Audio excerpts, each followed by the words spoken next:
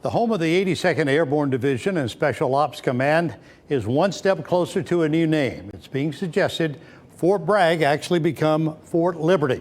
WRAL's Fayetteville reporter Gilbert Baez is live on post after breaking the story this morning. Gilbert?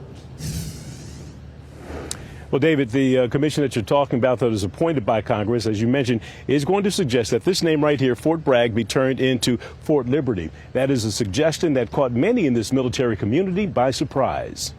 It's been suggested that Fort Bragg become Fort Liberty. Some people who live in this military town are against it. Others can live with it. The ties to some of that negative past, not a good thing. Anything that will be a positive change for Fort Bragg, I'm good with. So Fort Liberty sounds good to me. Fort Bragg is named after General Braxton Bragg, a general who served in the Confederate Army and owned a plantation where people were enslaved. 3,400 names were whittled down to less than 100. They included names like Dwight Eisenhower, Colin Powell, and Harriet Tubman. Retired General Dan McNeil, a former Fort Bragg commander, was part of the name-changing committee here at Fort Bragg. He says Fort Liberty was the best choice, as suggested by a Gold Star family member. She said, in my opinion, you've got to pick a name that represents what the men and women at Fort Bragg stand for.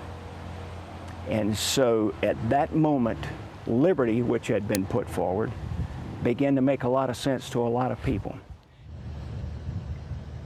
And General McNeil also points out that liberty is in the second line of the 82nd Airborne song. It's also part of the motto of the Special Forces, the Green Beret here at Fort Bragg, which translates into liberate the oppressed.